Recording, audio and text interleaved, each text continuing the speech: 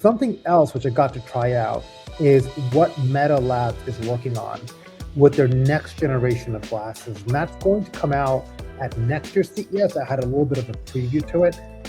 I truly believe that what I saw and what I got a chance to experience makes the phone obsolete as a communication medium or even as a productivity medium. Because you're able to do everything so seamlessly through glasses, I felt like I did not need to carry a phone anymore.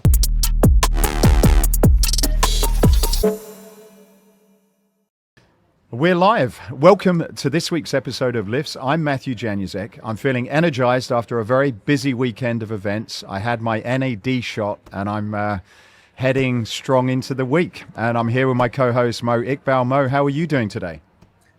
Well, I'm still on the road, and we'll get into that here in a minute. I feel like now that you just said that, I need to schedule or reserve my NAD therapy. So tell me, what did you do? What type of NAD did you do?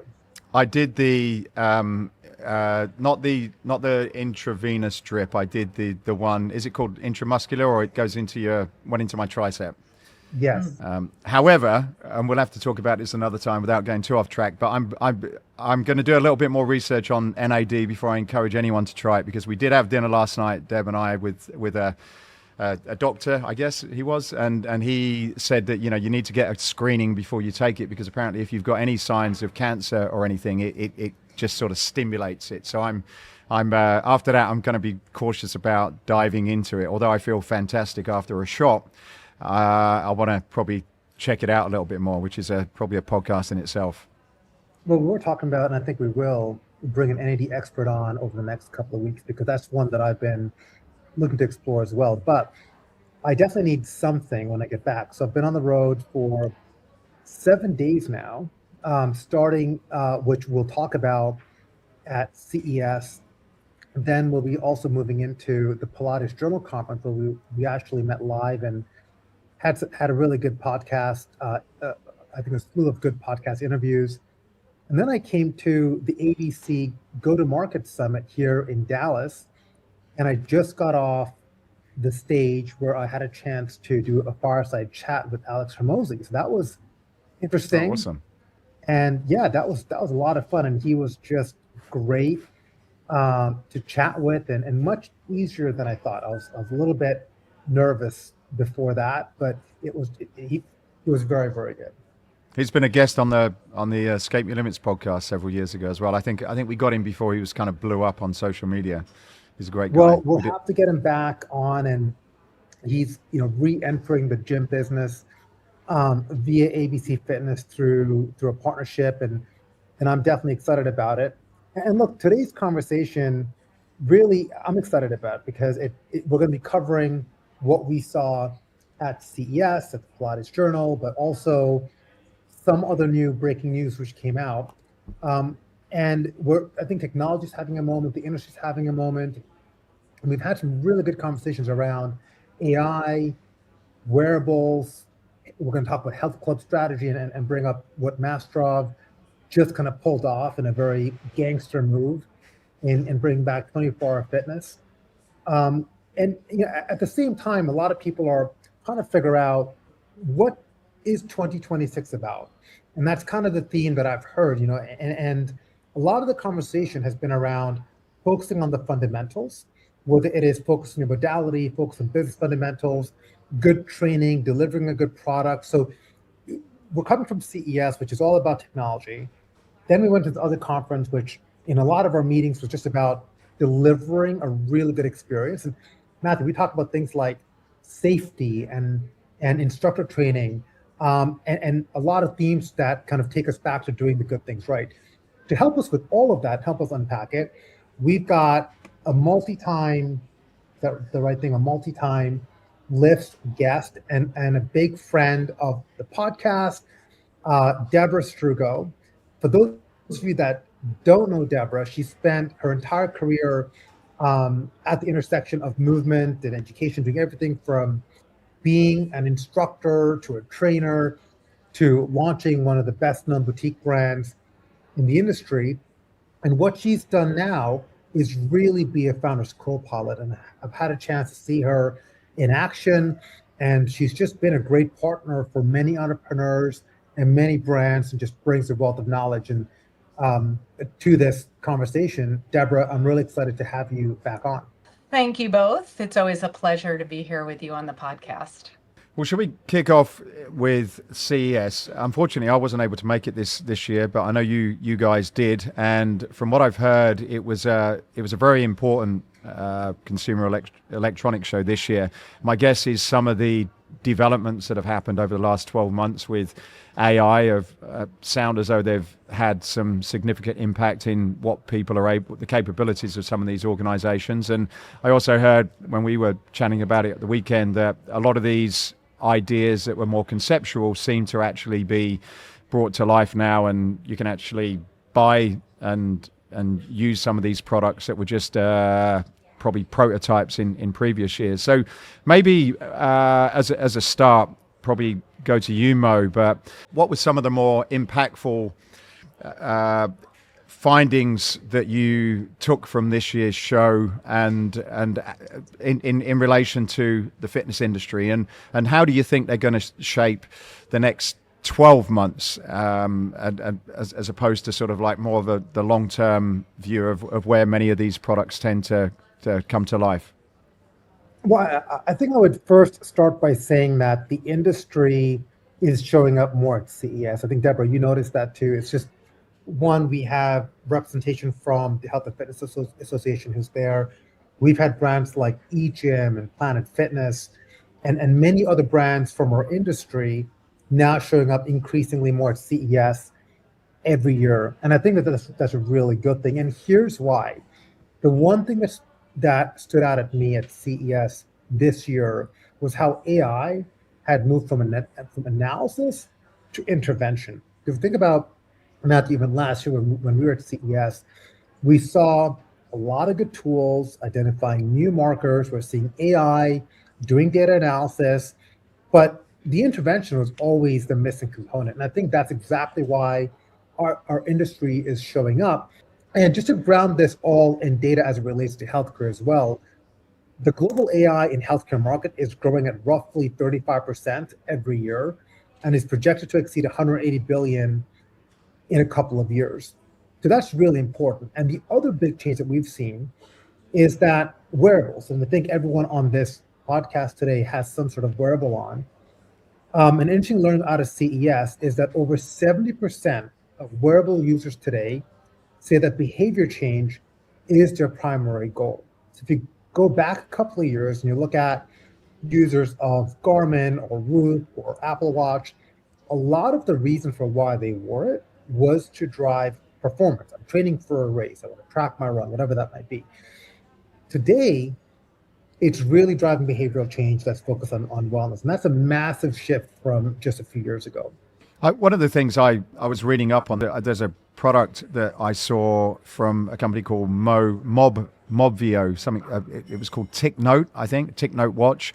I was looking at some of the products that have been released at CES, and what they seem to allude to is that the smartwatches now, or the wearables, are moving beyond just tracking steps and vitals, and they're actually starting to get involved in interpreting conversations, being able to do things like translation. So although a lot of these wearable products have been very health focused, according to this article anyway, it's sort of shifting from tracking to more contextual understanding. What are your comments on that, and is that something that you would also relate to or associate with? Yeah, so some of you listening might remember a smartwatch called Pebble. So Pebble was one of the first smartwatches that ever came out, and they actually are back. So the founders bought Pebble's assets back from bankruptcy.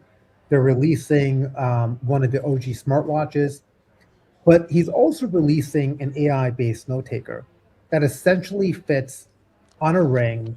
You push a button and it takes notes. We've seen a lot around that as it relates to wearables. I do think that there'll be other applications.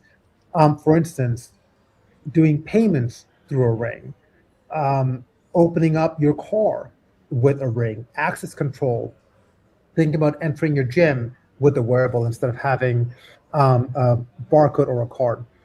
Something else which I got to try out is what Meta Labs is working on with their next generation of glasses. And that's going to come out at next year's CES. I had a little bit of a preview to it. And Matthew, and I think we talked about this over the weekend, I truly believe that what I saw and what I got a chance to experience makes the phone obsolete as a communication medium or even as a productivity medium. Because you're able to do everything so seamlessly through glasses. I felt like I did not need to carry a phone anymore. And I would think that within 10 years, we're going to have contact lenses. So this is a little bit like sci-fi happening, but the technology is here. Today's episode of the Lifts podcast is sponsored by EGYM. EGYM delivers smart strength solutions that help gyms and health clubs attract, engage, and retain members while improving health outcomes at scale. From intelligent equipment to AI-powered training programming and corporate wellness via WellPass, EGYM is leading the way in smart fitness. Visit egym.com to learn more. Debra, I know you didn't get a chance to walk the trade show floor, but you managed to spend 24 or 48 hours at the show. What were some of the takeaways that you got from the event? Yeah, I thought it was wonderful. Brian O'Rourke had made a comment, and I completely see where Brian was coming from. He said CES is a royal waste of time. And I could understand how somebody in the fitness space could look at it as a waste of time. It's not what, HFA is or CHNF is or Beyond Active is for the fitness industry. But for me, it was a Disneyland. It was just absolutely wonderful. And I think there's two reasons for that. Number one, you see a ton of emerging startup founders that have found really, really strong pain points that they want to solve for people. I think even in some of the AI and the tech and the wearables, you see these founders that are coming with real solutions, some of them on hormone panels, diagnostics, the urine tests. They're all there with these niche type of offerings. And there's credibility and efficacy in what they're building. They're not showing up at CES if they don't have, a real kind of wave behind them on that. So from that standpoint, from the founder standpoint, from understanding your niche market, I think that CES is just a heyday. There's a plethora of amazing founders building wonderful solutions for people. And you guys know that personally, I love that. I get very excited over that type of growth. And then on the brand side, which is another place that I've spent a lot of time, I think, in my career and really spend time at CES also refreshing, is these big brands that are figuring out how to use all of the technology that is emerging in the industry. So, of course, we saw industry friends like Garmin, and you mentioned EGYM, Beachbody Bodhi, those types of players, Ultra Human, we spent some time with, very interesting what they're doing. But then you look at other brands outside of our industry and how they're moving and growing and thinking. And I got to spend some time with Microsoft, hearing some panels from just Microsoft growth leadership.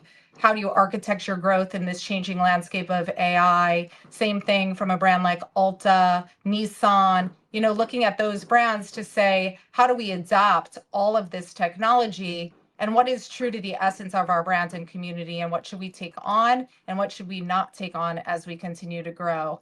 So for both of those reasons, the startup reason and kind of the brand growth dialogue reason, I think CES is, a must hit. There is just so much energy there, and the fitness industry does need to constantly learn it. Mo, I think it was wonderful that you hosted a dinner, and it's great to see HFA there and Liz and Mike being there to continue to push our industry along. As an industry, we have a lot to learn from the CES growth or the CES direction.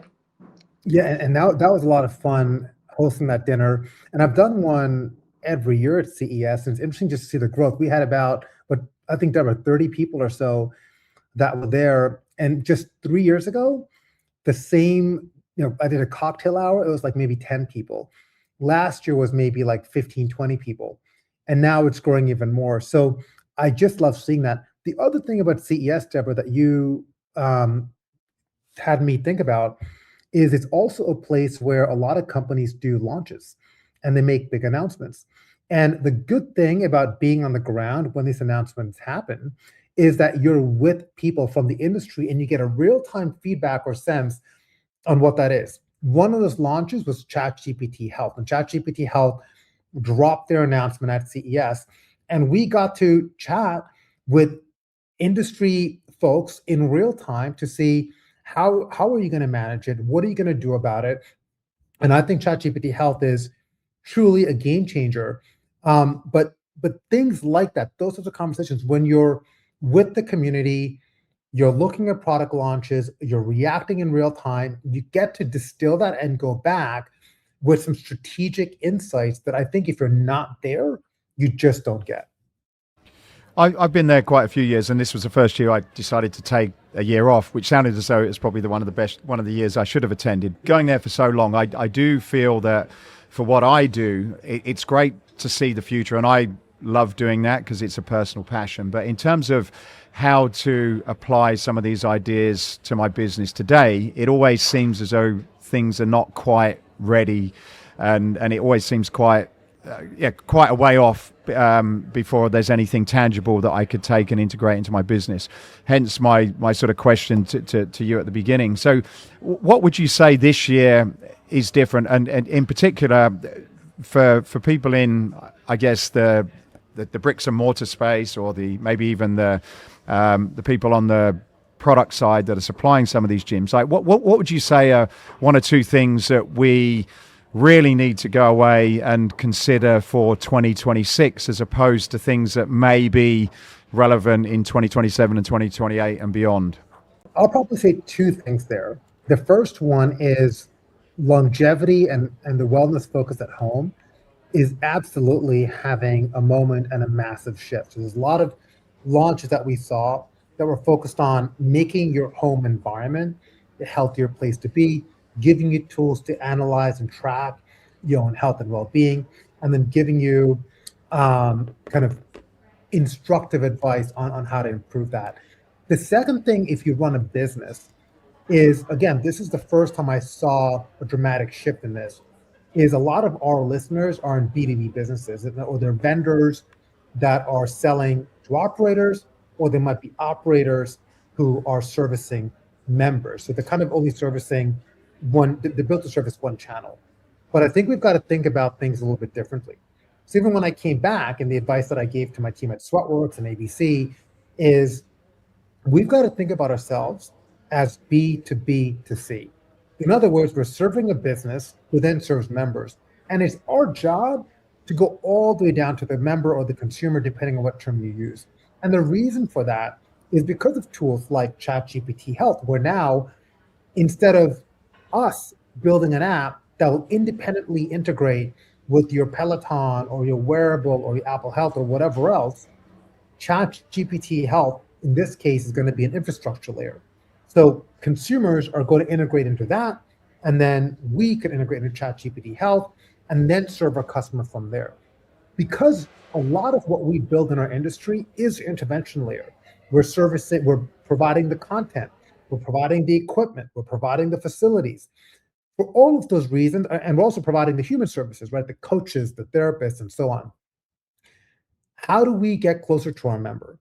And that was the big unlock for me at CES this year is, again, where we traditionally think about ourselves as B2B or B2C, I think now it's really the entire value chain, which is B2B2C.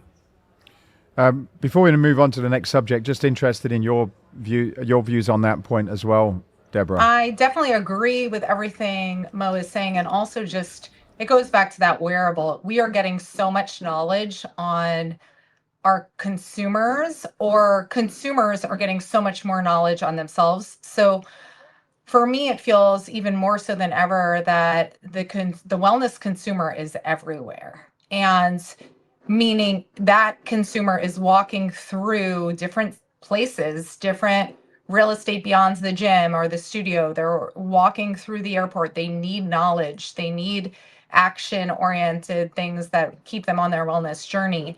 So I think that now more than ever, especially because of all of this wellness related data that you're getting from your wearables, we're just in an age where we have to really, really, to Mo's point, understands the consumer, understand their needs, understands how to stay with them beyond the hours that they're in the gym. It's always been like that in this industry, but more so than ever now, because if you don't play in that game, then, and if you can't understand that that's what's going on, I mean, most people are figuring out at this point something about their wellness, whether it's they're matching off of their HRV now, or they're matching off of their sleep score, or they're matching off of, their cycle.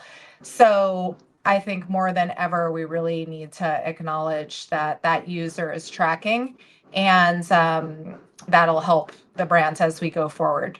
And then right after CES, we headed right to, at least Debra, you and I, you went back home to Orange County, and I followed you there because we had the Pilates Journal conference coming up, which is the first time that they ever held the event, which is an Australian event here in the US. And it was fantastic. We're going to be releasing episodes on that conference. I think it might be even a two-part episode.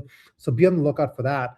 But there was a lot that we learned from that. And one of the key takeaways is that we get a lot of questions on, is Pilates getting too saturated? I think there's still room for growth, at least from all the things that I learned. First is Pilates participation has been growing double digits year over year for several years now. And what's particularly interesting is the demographic expansion. Male participation is roughly up by 30% over the last 5 years, largely driven by rehab, performance, and longevity. Pilates studios also remains one of the highest retention boutique categories, outperforming traditional boutique fitness by 10 to 20 percentage points. And equipment-based Pilates also continues to outpace mat-based Pilates in revenue per member, but it also kind of creates an instructor supply challenge, which we heard a lot about. The final takeaway that I took from that is Matthew is going to now do a Pilates class. I think we got him over. I think he now is a believer in the modality. So Matthew, I just want to ask you a question. Have you taken a Pilates class yet? And second, what did you learn about Pilates that got you excited about trying it out? Well, as you know, we did a predictions episode a few weeks ago, which if you haven't checked it out, I'd recommend you have a listen. But one of my predictions is that Pilates will top out, particularly in many of the main cities across the globe. Because it from my perspective, it's like, well, how much can this category continue to grow beyond what it's done at the moment? But I'm certainly considering that statement after going to the Pilates event, and the reason why is twofold. The first thing is, it seems from speaking to some very influential people from the sector that we managed to interview, it seems as though the Pilates category is almost going through a bit of a revolution, where you've got the traditional teachers and philosophies that are still continuing to push on and I guess focus on a particular demographic, and then there seems to be this new, I guess the word is contemporary. Is that what they're calling it? Contemporary Pilates, where you have new instructors with new ideas, and whilst they seem to be very conscious about protecting the original philosophy of Pilates, they're now integrating it and evolving it and creating these hybrid workouts, which are really taking them out to a very, very different demographic than probably what most of us would have thought people that would go to Pilates, including myself. And then beyond that, we had a great chat with a gentleman called Sean, who's got a Pilates studio, and he really sold me on why men should do Pilates. He talked about, as you get older, the issues that men have with a lot of overhead weight bearing exercises, and how it can compress the spine, how it can make you shorter, and how the benefits of doing some more horizontal style strength training is actually just better for your body as you get older. And he certainly convinced me to get involved in taking a class and to learn a lot more about it. So to answer your question, I haven't yet done a Pilates class, but it's definitely on my list for early in the new year. Debra, you went along there and spent some time at the event. What would you say are a couple of the takeaways you had from the event itself or from some of the people and the sessions that you were involved with? Like you, Matthew, I was kind of looking at this market saying, wow, there has been so much growth, so many players. Is it going to consolidate? And I think that the message that was put out at this expo was brilliant. And it was that the Pilates market is abundant. And I think, Mo, you even made some of these wonderful points on your panel, just that, Joseph Pilates created Pilates 100 years ago. There has been a lot of volume in the Pilates market over time. A lot of it has been based off of the authenticity of the method. And then now it's kind of like, okay, this is an abundant market. CJ put together a brilliant expo with a lot of competitors sitting side by side in that space. And that message was, know your customer, build your differentiation, come up with your defensibility. And there's plenty of room in this market should we not mess it up. I think, Mo, you actually said those words, like, as long as we don't mess it up, we have another 100 years in this market. And so I do like that notion. I am somewhat conflicted as you are, Matt, in that I travel through the streets and see a Pilates location here and a Pilates location there and a Pilates location there. And, unless you do have a really strong training program for your instructors, unless your instructors are really kind of committed to your studio and your community, and you're building a strong community base off of that, you're not going to have sustainable long-term unit economics for these Pilates studios or multi-studio brands or even scaling brands. So that's really an important thing. I thought that this particular expo was done very well with a mix of, teacher education, bringing and lifting that passion. It was wonderful to see and meet some of those instructors. I taught many modalities. I really never taught Pilates, but it was wonderful to get reconnected to that passion, and those teachers understands what their education is. And then, the expo also really touched unit economics and how to use tech in those unit economics to make sure we're being very responsive in the sales process as people are coming through our, marketing funnel or sales pipeline. And it connected on multi-location scalability as well. So I think, and then you had your vendors. So you had your booking platforms there, you had your equipment vendors there. We have multiple amazing equipment vendors that are coming up with defensibility and unique product offerings. It was wonderful to see Kristen McGee, who's kind of an old friend from the Equinox days, and to catch up with her and chart her through her Peloton. So there was a lot of energy, a lot of wonderful connections. Matt and Mo, I know you saw a lot of people through the years, and really good to see this market booming, but to recognize what they have to work through, i.e. unit economics and competition and everything, to continue to have strong, I think, like ownership economics as it continues to boom around them through the years in the future. I was going to say that the elitism or exclusivity of Pilates, we heard a lot about how at least the people who were in attendance had a big focus on inclusivity and not to be judgmental about, well, you're not a classical instructor, or I'm a contemporary instructor, or I'm just doing Pilates on the mat or with the ball. And I think that because of that, there's an opportunity to really broaden the scope. And I really look at maybe parallel modalities like yoga and saying, is Pilates, at least what I found for me, maybe does it hit the pillars of longevity, where the consumer is going? Whereas if the consumer is getting more aware on things like strength, VO2 max, mobility, it's hard to kind of check off. There's not many things that checks off a lot of those boxes like Pilates does. So I think as consumers get more aware and it becomes more mainstream and becomes more affordable and they're better instructors, or there's the availability of on-demand technologies, I still think there's room to grow. But Matthew, I don't think you can go back and now recorrect your answer. That episode is published, it is out, and we will have to see where the dust settles. I was just going to ask if I could add one thing. So I think another really, really key thing here is the modality works. There's no question there, right? The modality, whether you're following the original just Pilates type method or what have you, like the modality works. Where people will win, where brands will win, is then you put that emotional psychographic layer, which is the brand on top of it. And so obviously you guys know this is something I have helped a lot of brands do. This is something that we did in Row House because the modality works. You just need that brand that's going to sit on top of it, that's going to attract the right users. So Matthew, you mentioned being a guy and wanting to go to Pilates. There are many Pilates studios that you might feel like an outlier if you walked in.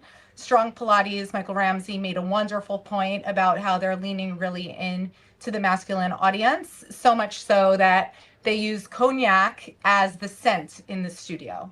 So I think it's a very important distinguisher, if you will, that the modality works, but we need brands to really rise and add those types of things like a scent to attract the man.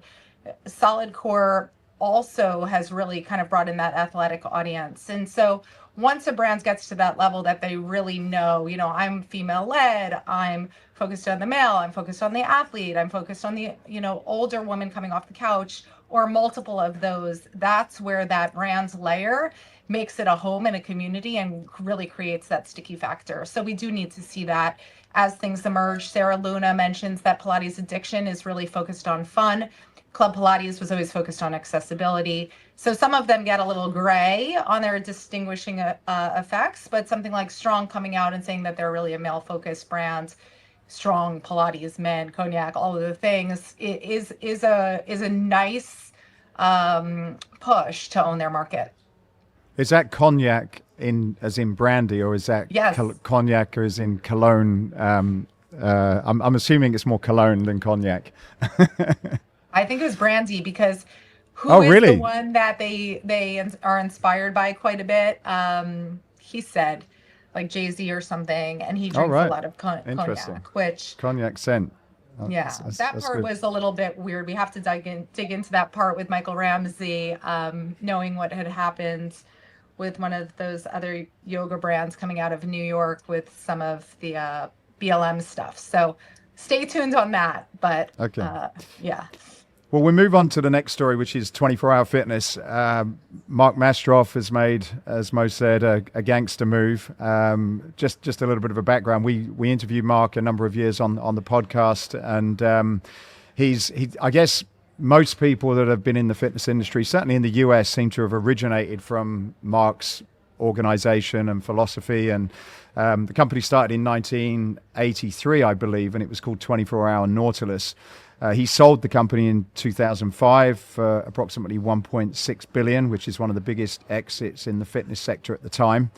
During COVID, they went through bankruptcy and they restructured the company, and they estimated around about 1.2 million in debt and closed 130 clubs.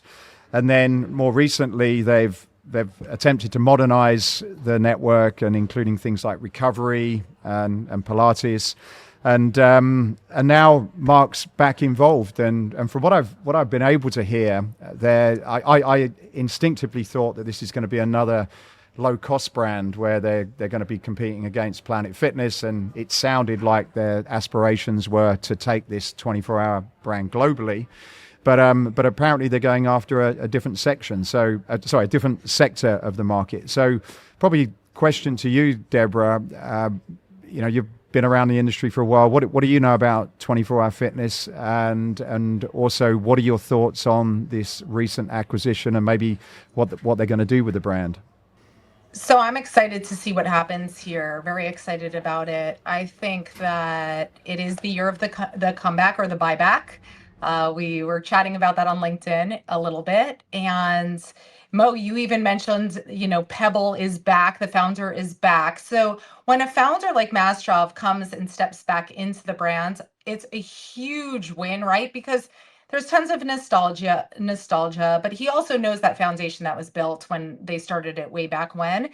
Many of the real estate locations really still matter. The original team still matters. Those people and those factors are going to get woven into his plans as they continue in the future, I'm sure, right? He's not going to omit those things. But he's an interesting founder to step back in because he's been watching the market and involved in the market in other ways through these years, right? And so we talk about that a lot. Like a brand can try to go back to the founder's vision, but if the founder's vision hasn't evolved through the watching of the market, then why are you trying to do that? You do need the founder who had a vision there, understood the product market fit, and is watching the market shift to be able to kind of bring that vision to the future. So as long as he has that vision, which I'm sure he does, because he's been involved in UFC and Crunch and these other projects, nationally as well as globally, then he, I think, is just as strong of a momentum builder as he was when he first came into that brand. So we should expect really, really great things from that. I think where it breaks down is if you have a founder that's not really in the market anymore, or you have a team trying to do founder's vision without staying in touch with how the market has shifted and grown. So obviously, originally, 24-hour was a 24-hour gym. My understanding at this point is not everything is 24 hours, and we have other brands that are 24 hours now too. I'm not so familiar with what the plans are, but I will be watching and listening to this podcast because I'm sure you guys will stay on top of it. And it'll be really interesting if we re-record a year from now to see what other founder comeback stories happens in this year, 2026. Yeah, Matthew, one of the best episodes that I encourage people to still go back and listen to is your interview with Mark Mastrov, because he really dove into, if you recall that episode, but the sales cycle and how he built the business and the foundations of it. In a lot of ways, he was he created the sales engine of the modern day fitness gym, and we still use that today. So it's just a fascinating interview to go listen to. This is a big move. When you zoom out a little bit, think about the broader industry. Big box gyms still represent over half of US gym memberships, but the experiential or the premium concepts are growing 2 to 3 times faster. So members are visiting fewer locations, but they're expecting more from each one. And I think because of that, Debra, I agree to everything you said about the founder-led change. I think because Mastrov has had this other experience and working with brands, many different brands, including UFC and Crunch, he's got a front row seat to really see what transformation looks like. And interestingly, I do think that he is going to be more focused on not tackling HVLP because he's already done that. I think he's eyeing himself on this premium or mid-premium segment and really believes that there's something there. A brand that comes to mind to me is Club Studio, which is the LA Fitness sister company. It's a really, really good product. I've had a chance to go work out there many times, but they've got this one section called Studio Row. They have recovery. They have the premium equipment offerings within the gym. And it's a really good product, but it's definitely more elevated than LA Fitness. I think that's a place that I'd be curious to know if he takes 24-hour fitness. But whatever happens, this is even if this happened in November, I'm convinced that this would have been one of the biggest moves of the year.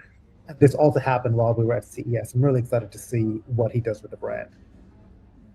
Yeah, one of the things that I didn't realize until I interviewed him was what we seem as very normal now, particularly in Europe and the United States, is that when you go to a gym, you pay a monthly subscription and then it charges your card every month. Well, apparently Mark and his partner at the time were the actual people that created that monthly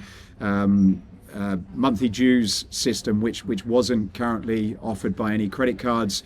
I think at the time a lot of gyms were a little bit sketchy before Mark came into it, so it just a lot of cash used to go under the table. So they were the first people that introduced this. So I think in many ways when you speak to people or see some of the CEOs or leaders within the industry. Many of them in the States have come from Mark's philosophy, and I'm just impressed with Mark as a leader and his commitment to the industry, because from what I understand, he's done very well financially from all of his business endeavors, and yet he's still looking to take on what I'm sure is a pretty big challenge that many people have tried and failed up until now, and I'm really excited to see what's likely to happen to that business over the next few years.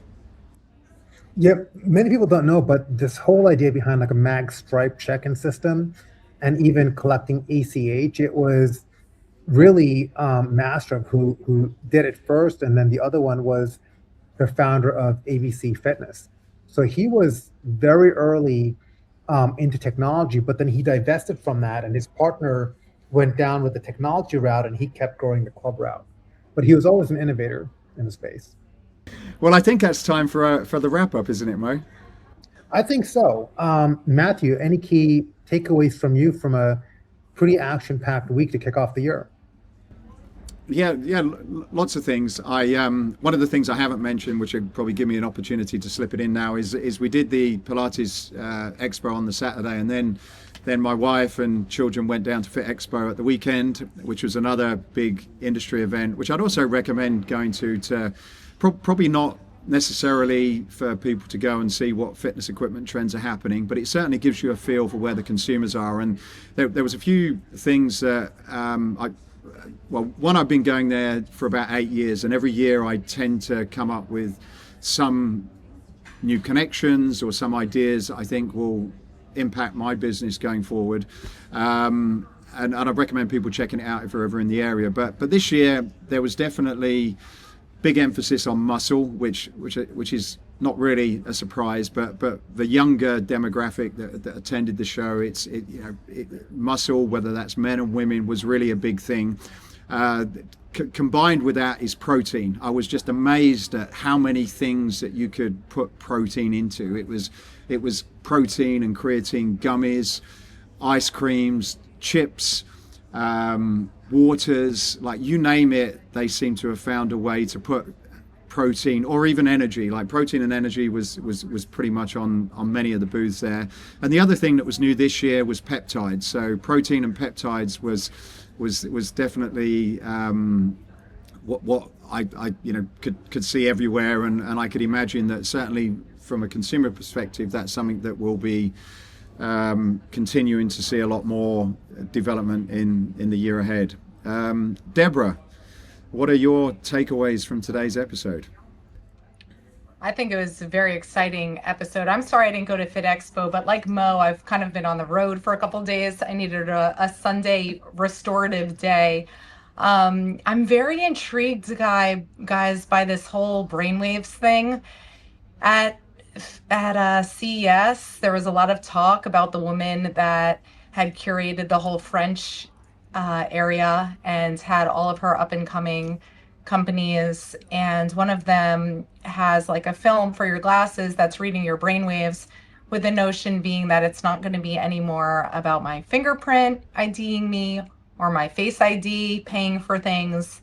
My brainwaves are going to do it for me. So tell me more, feed me information about this. This is crazy. Also, you started the conversation about NAD. I have also heard brands taking 2 different positions on it. I myself have taken 2 different positions on it. These are key things that we need to understand as a market. And there was one other thing that came up. Oh, women in health. I'm still very involved in that, guys. And we didn't really touch it much today, but it's a big focus this year.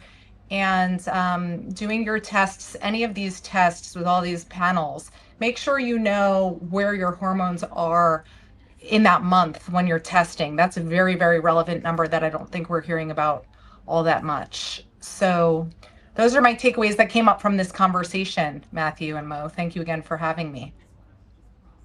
Mo, takeaways from today. There's so much. Unlike both of you, I'm still in travel mode. I'm not back yet. I probably need to go back and digest. But what I would say, the themes from all the different meetings and probably 100 people that I met in the last 7 days, I would say it's just a focus on the fundamentals, like making sure that you're not taking your eye off the ball. And for operators, that could mean service, clean facilities, just literally the basic, having instructors that know what they're doing, a focus on injury prevention, all of these areas on retention. And the second one is really about technology and integration. What does a true integrated strategy look like? And unfortunately, there's not enough people who are truly experts at it. So like literally every day, I'm seeing, AI this, AI that. And while I'm a big fan of AI and use it in everything that I do professionally and personally, it's very easy if you aren't knowledgeable enough about a particular category to look at an AI company and think that they're transformative. And really all they built is just a veneer on top of a ChatGPT or some other GPT-based product. So really having a comprehensive AI strategy, there's not enough AI strategists that are out there. And if you are unsure before you run into something, I would say take a step back, consult with the right people. But I'm seeing a renewed interest and excitement for integration while there's a focus on fundamentals. Well, that's it for this week. Debra, thank you very much for joining us. We'll definitely have to get you back on again to follow up on some of those points that you raised today. If you have enjoyed this episode, then help us get this out to more people so we can share more events and stories. Just give us a like, share it with a couple of people, leave a comment, and anything that you can do to help us promote the episode, we'd be very, very grateful. So thank you very much for listening, and I hope you enjoyed this episode of Lifts.